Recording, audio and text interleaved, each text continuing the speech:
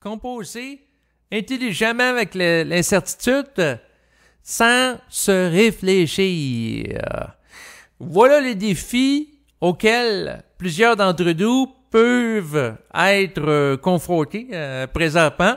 Composer intelligemment avec l'incertitude, c'est quelque chose d'intelligent à faire en situation de crise mondiale, comme présentement. Donc, la crise du coronavirus COVID-19, là, c'est une opportunité en or pour développer l'habilité, la compétence, la capacité de composer intelligemment avec l'incertitude parce que l'ensemble des paramètres de la civilisation occidentale sont bouleversés. Et ça dure depuis plusieurs semaines. Donc, d'amener, par exemple, quelqu'un à développer la compétence à composer avec l'incertitude pour une situation qui dure 2 semaines, c'est une chose. Mais quand que la situation perdure pendant 1 mois, 2 mois, puis là plusieurs mois, et peut-être même pendant plusieurs années, ça en est une autre. Parce que pour être capable de perdurer dans un état de centricité en dépit de l'incertitude, il faut être stable dans le mental et il faut pas que son énergie soit diffractée. L'énergie de l'esprit soit diffractée par de la réflexion, de l'astralisation. Faut pas qu'elle soit dégradée, en fait, par un processus de réflectif qui fait interférence avec le rayonnement fondamental du rayon de l'énergie de l'esprit. Et ça, c'est pas nécessairement évident. Donc, d'être centrique dans une situation parfaite, comme quelqu'un, par exemple, qui est au monastère, tout va bien, il passe son temps à méditer à chaque jour dans un endroit calme, paisible. Donc, d'être centrique, de ne pas être déstabilisé par l'environnement, surtout si la personne fait une retraite spirituelle dans un lieu, en nature, avec la verdure, les arbres, les petits oiseaux qui chantent. C'est facile.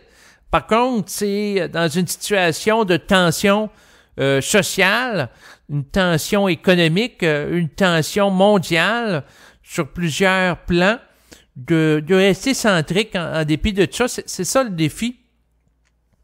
Donc, c'est sûr que l'incertitude dans laquelle on est plongé depuis plusieurs mois, depuis le début de la crise, en fait, qui perdure dans le temps, ça nous donne une mesure de la contenance parce que il y a des gens qui peuvent composer avec une situation d'incertitude pendant 2 semaines et après ça, ils vont entrer en état de crise, d'irritabilité, dans un état de dépression, des problèmes d'insomnie, problèmes d'alimentation.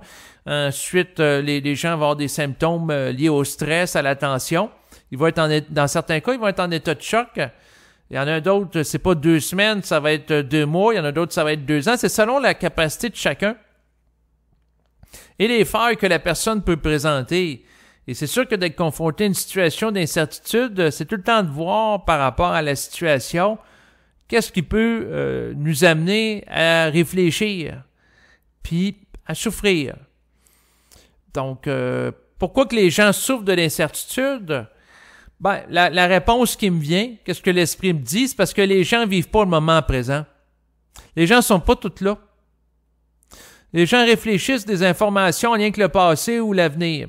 Donc, les gens vont dire, dans le passé, j'avais une garantie qu'à chaque temps des fêtes, j'allais célébrer Noël en famille. Alors que là, présentement, c'est pas sûr que vous allez avoir le droit, que le gouvernement va vous donner le droit de célébrer le temps des fêtes, que ce soit Noël ou le jour de l'an en famille. C'est pas pareil. Donc, les certitudes associées à la civilisation, de la vie en collectivité, présentement, sont ébranlées par rapport à certaines fêtes, certaines façons de faire. Et c'est sûr que quelqu'un qui voit beaucoup d'éléments qui sont déconstruits en peu de temps, remis en question, ça demande une bonne capacité d'intégration. Donc, quelqu'un qui vit beaucoup d'incertitudes sur plusieurs plans, le plan familial, le plan professionnel, par la suite des incertitudes aussi dans son rapport avec ses amis, ses activités de loisirs, lorsqu'il va à l'épicerie. Donc, le climat d'incertitude généralisé peut occasionner naturellement l'émergence de gens prises avec une situation de trouble d'anxiété généralisée. Donc, l'incertitude devient généralisée, ça crée de l'anxiété qui se généralise au sein de certains individus, et c'est normal.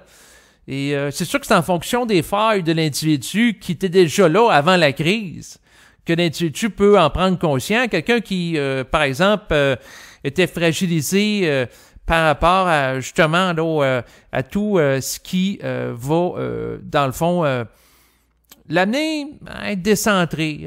Donc, l'incertitude, c'est en fonction de chacun. Donc, quelqu'un qui a de la difficulté à composer avec l'incertitude au niveau professionnel, donc la possibilité, par exemple, de perdre son emploi par rapport à la crise, puis, dans le fond, il donnait beaucoup d'importance à la vie professionnelle, puis était beaucoup attaché à son emploi, ben, il risque de souffrir en proportion de l'incertitude que ça génère. Tandis qu'une autre personne, c'est l'aspect relationnel. Le fait que, par exemple, il est incertain qu'il y ait la possibilité de célébrer le temps des fêtes en famille, c'est la personne a beaucoup d'importance au rassemblement du temps des fêtes pendant la période, justement, du temps des fêtes, hein, en Noël et le jour de l'an. Elle va souffrir en proportion. Puis une personne peut beaucoup souffrir de l'incertitude vécue au niveau professionnel, tandis que l'autre, ça va être par rapport à l'idée de célébrer ou non le temps des fêtes en famille, puis c'est en fonction de chacun. Quelqu'un peut dire, ah, ben c'est démesuré la personne qui a beaucoup d'incertitudes au niveau professionnel, et elle en a beaucoup au niveau de célébrer le temps des fêtes, puis un autre peut dire la même chose d'elle, et vice-versa. C'est selon chacun.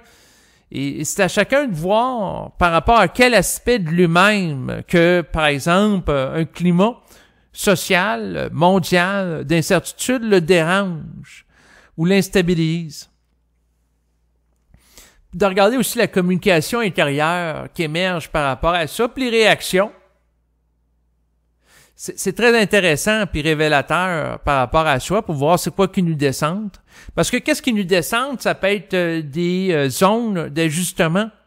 Donc, par exemple, quelqu'un qui est décentré par rapport à son devenir professionnel, quelqu'un qui est décentré par rapport à sa vie familiale, sa relation amoureuse. Si la personne ne vit pas sous le même toit qu'avec sa compagne, et là, la personne ne sait pas s'il y a la possibilité qu'il y ait un autre confinement qui ferait en sorte qu'il ne pourrait plus voir sa compagne, etc., ou ça serait devenu illégal de le faire.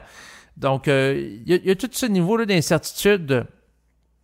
Et plus qu'on est dans l'incertitude, et plus que l'ego peut avoir tendance à se réfléchir, s'il y a besoin de se sentir supporté par des formes, puis si l'ego cherche des garanties. Donc, une situation n'est déstabilisante que pour l'ego qui peut être déstabilisé. Il y a un adage qui va dire « tout est reçu selon la forme du récipient », et je suis totalement d'accord avec cet énoncé. Donc, tant que l'ego cherche à s'appuyer sur des formes pour se donner un confort de vie, pour se sentir impuissant, se sentir important, tant aussi longtemps que l'ego peut être déstabilisé par elles, si elles sont manquantes. Donc, si quelqu'un, par exemple, se sent important puis valorisé parce qu'il organise une fête de célébration de Noël et du jour de l'an chez lui, puis il peut pas le faire, ben, il peut en souffrir. Si un ego vit par la suite des situations dans lesquelles il est obligé de contenir du temps malgré lui, ça peut être extrêmement contrariant. Donc, si je prends la situation présente au Québec, où les dirigeants de la province ont mis en place une situation qui appelle de contrat moral entre eux et la population. Mais moi, j'ai l'impression que c'est un contrat à sens unique, là. C'est pas un contrat dans les deux sens. C'est que les gouvernements ont demandé aux gens de respecter scrupuleusement là, les mesures sanitaires, de respecter les règles dans les prochains jours pour avoir la possibilité, s'il y a moins de 1000 cas signalés de gens atteints du coronavirus dans les prochains jours, de célébrer Noël en famille. Donc, et pour qu'il y ait une autorisation de tels rassemblements familiaux, il faut que la population diminue les contacts sociaux, respecte des mesures extrêmement strictes pour éviter la propagation du virus. Donc, le gouvernement, dans la façon de formuler son contrat, dit aux gens, ben, soyez gentils, soyez dociles, suivez les règles sanitaires, puis par la suite, si vous êtes faim, à ce moment-là, vous allez permettre à ce qu'il y ait moins de 1000 cas par jour, et comme ça, vous allez avoir le droit, la permission de célébrer le temps des fêtes, alors que avant la crise, il y a à peine un an, il n'y aurait pas personne qui aurait accepté un tel chantage fait auprès de la population. Donc, les gens, pour eux, c'était acquis qu'ils allaient célébrer le temps des fêtes comme à chaque année. Et le fait qu'il est incertain au moment où je vous parle que les gens puissent célébrer le temps des fêtes plonge beaucoup de personnes dans un climat d'incertitude par rapport à cette période. Puis le gouvernement qui fait une gestion de la crise jour après jour, en changeant des choses, participe aussi à cette incertitude-là. Donc, à l'origine, le gouvernement avait annoncé, à la fin du mois de novembre, que pendant 4 jours ici au Québec, les gens pourraient se rassembler. Ensuite, il précise que c'est pas nécessairement chacune des 4 journées, c'est seulement 2 fois pendant les 4 journées. Puis là, ils ont rajouté que ça prend moins de 1000 cas par jour dans les prochains jours pour que cela puisse avoir lieu. Donc, c'est le gouvernement qui crée ça en mettant en place une gestion jour par jour. Il crée de l'incertitude. Et les gens, c'est sûr, puis moi-même, c'est de regarder si je vais vibrer à la réflexion, puis à regarder aussi ma lecture du dilemme. Parce que d'un côté, le gouvernement en créant ce dilemme-là, en disant aux gens, vous venez tranquille, puis si vous êtes sage, vous allez peut-être avoir Noël. Un peu comme le Père, les adultes vont dire à l'enfant, si t'es gentil, là, peut-être le Père Noël va te donner un cadeau. Mais il faut vraiment que tu sois gentil. Fait que ça, c'est une façon de rendre les gens dociles en leur faisant miroiter quelque chose, l'espoir de pouvoir peut-être célébrer Noël en famille. Donc, c'est une forme de chantage, une forme de manipulation. Et ce qu'il faut réaliser là-dedans, c'est, à travers ce contrat moral, c'est qu'il y a la partie du gouvernement qui n'est pas impliquée. Donc, le gouvernement, en contrepartie, s'engage pas à améliorer la gestion à vitesse grand V des hôpitaux, des résidences de personnes âgées, où il y a de nombreux cas de coronavirus. Et c'est sûr que quand je regarde le dilemme, c'est que d'un côté, on met tout le fardeau de la responsabilité de l'augmentation du nombre de cas sur la population. Et pour moi, c'est totalement aliénant parce que en réalité, il n'y a pas juste la population qui participe au fait ou non qu'il y ait la propagation d'un coronavirus. Le gouvernement aussi. Le gouvernement gère mal les résidences de personnes âgées pour des raisons de manque de personnel. Ça, il n'en parle pas. Donc, c'est à un seul niveau. Donc, la façon que c'est formulé, c'est que s'il y a pas moins de 1000 cas par jour, le gouvernement n'a aucune imputabilité. C'est pas de sa faute. C'est la faute de méchants citoyens qui respectent pas les mesures. Puis là, ça permet de camoufler s'il y a des manquements majeurs dans la gestion de la crise, puis de nous mettre l'attention puis nous polariser en disant c'est la faute de personnes qui veulent pas se conformer aux règles. Peut-être qu'ils vont accuser publiquement certains individus. La façon qui est formulé le problème, c'est que le gouvernement, peu importe le cafouillage dans le réseau de la santé, il s'en lave les mains. Puis ça sera de la responsabilité des gens. Il n'y a pas de temps des fêtes. Fait que c'est avantageux par rapport au gouvernement parce que ça lui permet de sauvegarder sa face. Donc, d'avoir l'air beau, d'être fin, puis de se présenter sur un jour favorable. Donc, en disant, c'est pas moi le méchant, c'est vous autres si vous ne suivez pas. Mais c'est aliénant. Tu sais, dans le sens d'attribuer une réalité, une responsabilité à quelqu'un qui n'a pas la responsabilité totale de quelque chose. Pour moi, c'est un non-sens. C'est comme, par exemple, le père de famille qui va dire aux enfants, si dans la famille, on est malade, ça va être de votre faute. Alors que les parents font pas une bonne gestion de la famille, puis ils respectent pas, même pas nécessairement les règles qu'ils mettent en place, tu sais. Pour moi, ça serait comme un non-sens, là, tu sais. Donc, mettre tout le fardeau sur des individus. Et c'est sûr que si je fais une lecture occulte derrière ça, ce que ça me dit intérieurement, puis je vais l'étudier avec vous, puis là, je suis curieux de voir qu'est-ce qui va descendre, Ce que ça me dit intérieurement, c'est que le gouvernement cherche à sauvegarder sa face, bien paraître pour peut-être éventuellement être réélu, puis être élevé dans les codes de sondage de popularité, de continuer à se faire aimer par le peuple, puis en même temps avoir d'un côté les moutons noirs qui vont rendre responsables là, naturellement les boucs émissaires s'il y a plus que 1000 cas par jour. Et à ce moment-là, ben, ça peut servir aussi de levier pour justifier des mesures encore plus de répression de la population. Donc, si le nombre de 1000 cas par jour ne diminue pas, ben, ça pourrait servir à ce que le gouvernement pointe du doigt les gens qui ne vont pas dans ce sens-là. Certains lanceurs d'alerte sur Internet qui parlent entre autres sur YouTube, puis de plus en plus sur l'interface Odyssey, parce qu'il y a de la censure qui s'opère là, de plus en plus sur YouTube, Facebook.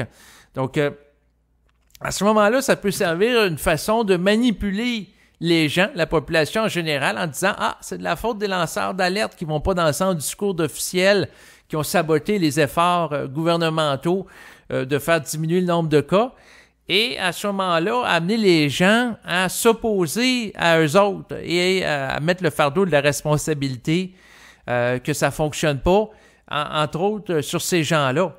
Tu sais, ça peut servir à plusieurs choses. Ben, pour moi, c'est comme un faux marché que le gouvernement a fait avec son histoire de contrat moral. Et c'est sûr que par rapport à ça, le piège, c'est de jouer dans un jeu de réflexion. Puis là, tu suives ça comme un téléroman à chaque jour. Là, le gouvernement annonce telle chose. Puis comme ça change jour par jour, ben, il nous garde en haleine avec il veut nous garder en haleine avec tous les points de presse. Puis pendant que je perds du temps à écouter ça, puis je suis auto-critique, là. J'écoute ça une fois de temps en temps, puis je trouve ça quasiment drôle, parce que pour moi, la manipulation est tellement grande là-dedans. C'est incroyable. Mais en tout cas, pendant qu'on est occupé à regarder ces manipulations-là, ben on fait pas d'autre chose. Pendant ce temps-là, je m'entraîne pas physiquement. Pendant ce temps-là, ben je vais pas nécessairement faire le ménage de mon logement. Je vais pas laver mes vêtements. Donc, il faut pas consacrer trop de temps par rapport à ça. Et surtout pas dans le jeu de réflexion que l'astral cherche à nous amener derrière ça. Parce que le gouvernement peut chercher à créer une tension malgré lui en nous disant, ben là, on gère jour par jour, fait que vous allez savoir seulement dans quelques jours si vous allez avoir la permission de vous réunir pour le temps des fêtes. Puis là, les gens, à chaque jour, peuvent réfléchir, on va-tu l'avoir, on le tuera-tu pas? Un peu comme les enfants. Les enfants qui veulent avoir quelque chose à Noël. Donc, dans mon temps... Là, je suis rendu quasiment à 40 ans, là, mais quand que j'étais jeune, j'aimais avoir des jouets, c'était des transformeurs, donc des robots qui pouvaient changer, entre autres en voiture. Il y avait des avions, il y a différents modèles. Et c'est sûr que quand que j'étais jeune, j'aimais ça avoir des jouets à Noël. Puis là, des fois, je réfléchissais par rapport à ça. Puis donc, c'est un petit peu le même jeu, hein? On cherche à nous faire réfléchir avant le temps des fêtes. Est-ce qu'on va avoir notre cadeau, c'est-à-dire la permission de se réunir à Noël ou non? Moi, j'embarque pas là-dedans. Et moi, intérieurement, l'idée de m'amener à réfléchir, de compulser par rapport à ça, puis discuter avec des gens de mon entourage par rapport à ça, puis perdre de l'énergie, pour moi, c'est inintelligent. Toutes les suspenses qu'on cherche à créer, comme on va en chercher à en créer dans des bulletins de nouvelles qui sont de plus en plus dramatisés, comme des émissions de téléromans, des téléromans qui avec des intrigues d'un épisode à l'autre, puis on crée des suspens. Qu'est-ce qui va arriver dans les prochains jours? La suite lors du prochain épisode. La suite lors du prochain point de presse du gouvernement. Donc, on met en place des points de presse du gouvernement qui disent aux gens quoi faire, quoi penser. Puis, il faut être capable de sortir de ça individuellement parce que ça crée de l'énergie vitale. Mais sinon, pour ce qui est de la capacité à composer avec l'incertitude, c'est sûr que de composer avec l'incertitude de célébrer ou non le temps des fêtes, c'est à un niveau. Il y en a, c'est beaucoup plus tendu dans le sens que pour certaines entreprises au Québec, des petites et moyennes entreprises dans le domaine de la restauration, l'hôtellerie, ben l'incertitude qu'ils ont à vivre, c'est de voir est-ce que leur commerce va fermer ou non dans les prochaines semaines, les prochains mois. C'est à ce point-là. Et il y a des gens un peu partout dans le monde qui vivent des réalités similaires. Il y a une mutation de la société qui s'opère depuis le début de la crise. Donc les gens, naturellement, on les retrouve moins dans les hôtels. Ils prennent moins l'avion. Donc il y a des changements drastiques, rapides de comportement qui créent de l'incertitude. Puis ce qu'il faut comprendre aussi, c'est que l'astral peut chercher à attirer notre attention sur certaines choses pendant qu'il se passe autre chose à un autre niveau. Je m'explique. Pendant que les gens ici au Québec, là, on nous présente dans les médias, là, puis on crée une tension dramatique, on dramatise les bulletins de nouvelles comme des émissions de téléromans ou de télé-réalité, à savoir est-ce qu'on va avoir un Noël ou pas, puis la balle est dans votre camp, c'est la responsabilité de la population de suivre les mesures, puis on focus notre attention là-dessus. Comme si c'était très grave. D'ailleurs, on amplifie le phénomène par rapport à la crise, puis on est centré sur l'idée de célébrer ou non Noël. Ben, pendant ce temps-là, qu'est-ce qui se passe dans les coulisses? Eh bien, il y a des gens qui, tranquillement, sont en train de mettre en place un plan qui s'appelle The Great Reset, donc la grande réinitialisation, entre autres. Il y a d'autres agendas là, par rapport à l'humanité, là. Donc, pendant que les gens se préoccupent à savoir s'ils vont célébrer Noël avec papa, maman, les oncles, les matantes, puis à combien de personnes, puis est-ce qu'ils vont pouvoir prendre de la nourriture dans un buffet à volonté? Parce que là, apparemment, si plusieurs personnes mangent dans un buffet à volonté, ça pourrait occasionner un risque grave de contamination. Il y aura peut-être des millions de morts s'il y a des gens qui mangent ensemble dans des buffets à volonté en famille. En tout cas, on verra bien là, qu'est-ce qui arrivera, là. On va voir si... en tout cas, je ris, mais bon, on verra. Mais c'est ça, pendant qu'on est préoccupé par ces choses-là, les gens de la population, à un autre niveau, il y a des décideurs au niveau international qui regardent qu'est-ce qu'ils vont faire avec l'économie. Et c'est sûr que depuis les derniers jours, je m'intéresse entre autres à l'agenda du Great Reset, qui est un plan entre 2020 et 2030 de mettre en place une humanité régie par des règles, des paramètres internationaux totalement différents, avec des changements drastiques.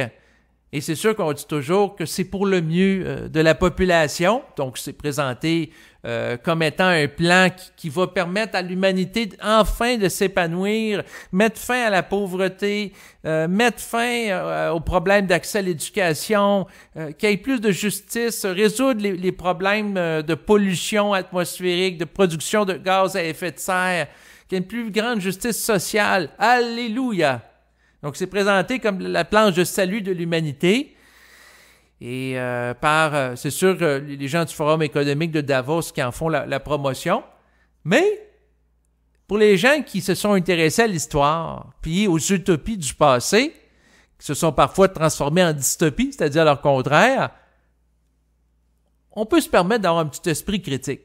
Parce qu'il ne faut pas oublier que dans le temps de l'Allemagne nazie, Adolf Hitler a vendu l'idéal du nazisme en disant au peuple allemand, c'est ce qui va vous sortir du chômage. Et là, on nous vend l'idée que le Grand Reset, c'est ce qui va nous sortir de la crise, qui va nous permettre de faire face à l'impasse économique dans laquelle on se trouve avec l'endettement des États-nations. Donc, dans le temps de l'Allemagne nazie, on vendait à la population que ça va permettre, avec ce nouveau régime, de mettre fin au chômage. Ça va permettre aussi à chaque Allemand d'avoir accès à un véhicule automobile, une Volkswagen. Donc, une auto. Ensuite, il y a plein de belles choses qui étaient mises de l'avant. L'accès à la radio. Il y a eu de la production masse de radio. Donc, les autoroutes. Mais, malheureusement, on a vu qu'est-ce que ça donnait le régime nazi, une dictature. Même chose pour le communisme. Et pour ce qui est de la redistribution de la richesse de la population pour améliorer son niveau de vie, de ce qu'on a vu sous le régime de Staline, c'est sujet à discussion. Parce qu'il y a des endroits, tu sais, dans l'URSS, entre autres, si on pense à ça par rapport aux communistes, où il y a eu l'Allemagne de l'Est puis l'Allemagne de l'Ouest. Et finalement, la partie de l'Allemagne qui avait resté capitaliste avait un niveau de vie nettement plus élevé que celle de l'Est. Et c'est sûr que par rapport au Great Reset, dont les médias de masse parlent peu, en fait, à part une vidéo qu'on peut voir Justin Trudeau, le premier ministre du Canada, qui en parle ouvertement là, du Great Reset, là, que la crise du coronavirus pourrait être l'opportunité de mettre en place le Grand Reset puis d'apporter des changements. À part cette vidéo-là qui circule sur Internet, je pense que c'est Global TV ou Global News, quelque chose comme ça qui le diffusait à l'origine. Il n'y a pas d'autre chose. Donc, dans les coulisses, à un certain niveau, il y a des gens qui se préoccupent du Great Reset, puis de voir comment ils orchestrent pour favoriser l'acceptabilité sociale de leur régime qui cherche à nous vendre. Ils peuvent chercher à nous séduire. Puis comment ils vont amener ça?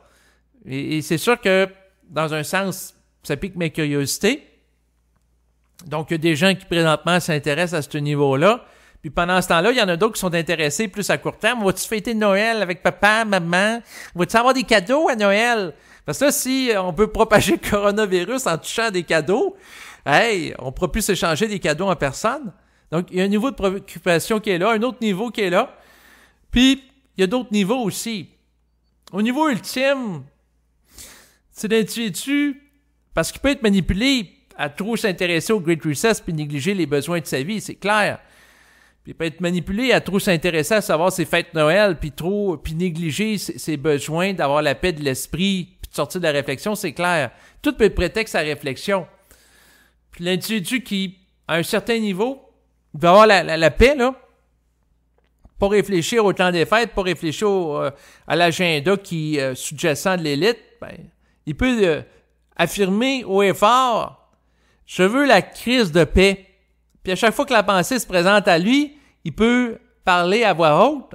À chaque fois qu'il va capter une entité qui cherche à l'astraliser par rapport à quelque chose, il peut dire « Foutez-moi la paix » avec affirmation, autorité. Foutez-moi la paix. C'est pas plus compliqué que ça, mais ça prend la force, la volonté de le faire à voix haute, puis de pas avoir peur d'avoir l'air fou. La personne peut dire, la seule chose que je suis certain dans le ici maintenant, c'est que je veux la crise de paix. Pas la paix du Christ, comme dirait Bernard de Montréal. Non. Je veux avoir la paix par rapport à l'émergence d'un paquet de pensées en lien avec l'incertitude associée au contexte présent. Donc, l'incertitude à plusieurs niveaux. L'incertitude à savoir qu'est-ce qu'on va faire sur le plan professionnel dans quelques mois, sur le plan amoureux, sur le plan de la famille, et ainsi de suite. Donc, la personne peut dire « Foutez-moi la paix » avec ces jeux-là de réflexion. Parce que, à quelque part, je peux capter vibratoirement que dans l'invisible, il y a des êtres qui tirent les ficelles. Puis que, à quelque part, le surplus de réflexion est toujours une dépense d'énergie inutile. En fait, je parle de surplus ici, mais je pourrais dire que même que la réflexion tout court, c'est une dépense d'énergie inutile, parce que réfléchir l'énergie, c'est la dégrader. Parce que quand on est en contact avec l'esprit, on la dégrade pas. On vit ce qu'on a à vivre. Mais, quand on vit des choses que l'ego, ça ne fait pas plaisir, il peut avoir tendance à se réfléchir. Donc, quelqu'un, par exemple, il vit une situation contrariante. Ça dure 2 semaines. Bon, mais c'est une période difficile à passer. Il est sous tension. Il peut être un peu plus irritable, plus de difficulté à dormir. Mais après ça, les choses rentrent dans l'ordre. Mais là, finalement, le 2 semaines, ça change en 1 mois, en 2 mois, 3 mois. Si la crise est tout le temps renouvelée aux 2 semaines, comme c'est le cas au Québec, puis on disait, les mesures d'urgence, c'est temporaire, le mot le dit, c'est urgence. On peut pas être tout le temps en situation d'urgence, mais non. Depuis le 13 mars 2020, un célèbre vendredi 13, le Québec est en état d'urgence, un peu comme les principaux pays occidentaux, puis l'urgence perdure. Et ça nous plonge dans une incertitude. Donc, surtout que quand on vit dans une période où le gouvernement gouverne par décret, c'est très insécurisant parce qu'à ce moment-là, les lois ne sont pas votées par l'Assemblée nationale. Donc, il n'y a pas de débat entre des politiciens. Non. C'est le gouvernement d'une manière unilatérale qui décide des choses. Donc, ça enlève une certaine sensation que il y a des gens qui défendent les droits du peuple ou des partis de l'opposition qui peuvent s'opposer à certaines lois qui peuvent être mises de l'avant par le gouvernement. Donc, le fait qu'il y ait un gouvernement qui dirige par décret, c'est-à-dire décision unilatérale, qui est tout seul, ça peut amener des gens à se sentir impuissants. Et en fait, ce qui est intéressant, c'est de composer avec l'incertitude sans se réfléchir. Puis de ne pas se laisser gagner par la peur, par la tristesse que peut engendrer l'incertitude. Parce que il ne faut pas donner le pouvoir à la situation d'incertitude de nous amener à sombrer, à connaître une dégradation de notre qualité psychique. La meilleure façon qu'un ego peut avoir une mesure de lui-même, c'est en pleine situation de crise, de ce que certains appellent une pandémie mondiale, ou de croyance qu'il y a une pandémie mondiale qui est véhiculée par les médias. Nuance. Sans pour autant qu'il y ait des millions de morts. Donc, c'est de composer avec l'incertitude ambiante, puis de ne pas se laisser atteindre par ça, de ne pas se laisser happer psychiquement par rapport à ça. C'est ça le défi. Puis d'être bien dans sa peau, puis quand même qu'on regarde des animateurs de nouvelles, des dirigeants politiques qui sont anxieux, angoissés par la situation, puis cherchent à nous imprégner de leurs vibrations, en cherchant à nous convaincre que la situation est grave. Je pense entre autres à une dirigeante qui a déclaré, Geneviève Guilbeault, qui s'occupe ici du gouvernement, au niveau du gouvernement provincial par rapport à donner des consignes en situation de crise, a déclaré « L'heure est grave ». Donc, une phrase clé, hein? Donc, on essaie de nous vendre l'idée que l'heure est grave. Puis c'est sûr qu'à travers ça, il y a des gens qui dirigent, qui agissent sous influence, entre autres, d'entités astrales, qui cherchent à amener d'autres personnes à vibrer à l'astral, mais les gens qui disent ça, ils en sont pas conscients. Il y a des gens qui sont chevauchés par l'astral malgré eux, puis qui dominent malgré eux, mais ils ne le voient pas, puis on peut pas les blâmer de pas le voir parce qu'ils n'ont pas la clarté psychique suffisante pour avoir une compréhension multidimensionnelle des réalités impliquées derrière les propos qu'ils tiennent. Donc, c'est sûr que si la personne est inconsciente que le plan astral existe, que le plan éthérique, puis des entités qui cherchent à influencer l'être humain puis à les manipuler par individus interposés existent, la personne est inconsciente. Puis malgré elle, tu sais, peut-être que la personne, spirituellement parlant, elle veut bien faire, elle veut sauver la veuve puis l'orphelin. D'ailleurs, il y a une adage qui dit que l'enfer est teinté, le chemin qui mène à l'enfer est teinté de bonnes intentions. Ben oui, il y a plein de personnes bien intentionnées. Des gens qui vont vouloir que tout le monde se fasse vacciner, puis malgré eux, puis dans leur cœur, ils ont la croyance sincère qu'en en agissant ici, c'est pour le bien de tout le monde, puis malgré eux, puis qu'ils savent mieux que les autres qu'est-ce qui est bon pour eux, puis d'imposer ça, c'est totalement légitime, avec grande sincérité. Mais c'est ça, il y a des gens qui manquent de sensibilité, puis on peut pas leur reprocher de manquer de sensibilité en relation avec un manque d'intégration de la multidimensionnalité de leur conscience. Ils n'ont pas accès. Peut-être qu'un jour, ils vont se réincarner pour y accéder, ça, c'est une autre affaire. Mais s'ils n'ont pas accès présentement, ils n'ont pas accès. Il faut composer avec ça. Donc, il faut composer avec les dirigeants qu'on a qui nous plongent dans des histoires d'incertitude à savoir, là, si vous n'êtes pas fin, vous n'aurez peut-être pas la possibilité de fêter Noël en famille. Ce qui est intéressant, c'est qu'à un moment donné, l'individu a tellement souffert de l'incertitude, c'est tellement fait chier par l'astral que tabarnak, il y en a plein le casse. Puis tabarnak, il est certain de plus vouloir se faire chier par la réflexion qui entretient l'état d'incertitude. Parce qu'en réalité, l'incertitude peut être amenée, ça prend quelques secondes, par l'écoute d'un bulletin de nouvelles où il est dit que les Québécois ne sauront pas avant le milieu du mois de décembre s'ils vont avoir le droit ou non de fêter Noël. Donc, une idée, ça dure à peu près quelques secondes. Mais si la personne passe toute une bonne partie des jours qui suivent à penser à ça 24 heures sur 24, l'incertitude gruge ses énergies vitales. Donc, il ne faut pas réfléchir les éléments qui sont incertains. Donc, puis ça, c'est à plusieurs niveaux. À un niveau où quelqu'un va dire, moi, je me fais pas manipuler par ça, là, l'incertitude de fêter Noël. Moi, je m'en fous, Noël. J'en ai rien à foutre de fêter ça en famille, OK? Mais la même personne, peut-être l'idée qu'il y ait un grand reset, puis qu'il y ait des gens qui cherchent à mettre en place une dictature mondiale en utilisant le prétexte qu'on veut mettre en situation un nouveau paradigme au niveau international avec des instances mondialistes qui vont avoir plus de pouvoir sur les États-nations, que c'est une entrée propice pour mettre en place une dictature mondiale. Ça peut y faire vibrer de l'incertitude et de la réflexion. Mais l'histoire là, de Noël, non. Fait que c'est du cas par cas, puis c'est en fonction de chacun. Mais à présent, j'ai une certitude que je vous partage. C'est que je complète l'enregistrement. Et là-dessus, c'est sûr que je vous remercie de votre écoute. Et c'est sûr que s'il y en a qui apprécient mes entretiens, eh bien, à ce moment-là, vous pouvez m'envoyer de l'argent par les services de paiement sécurisés que sont Interac et également PayPal. Donc, c'est sûr que pour les gens qui m'ont acheminé de l'argent, et je vous remercie sincèrement au fil des semaines, au fil des mois. Donc, il y a des gens qui, une fois de temps en temps, en guise d'appréciation de mes enregistrements, m'en ont acheminé. Eh bien, je vous salue particulièrement.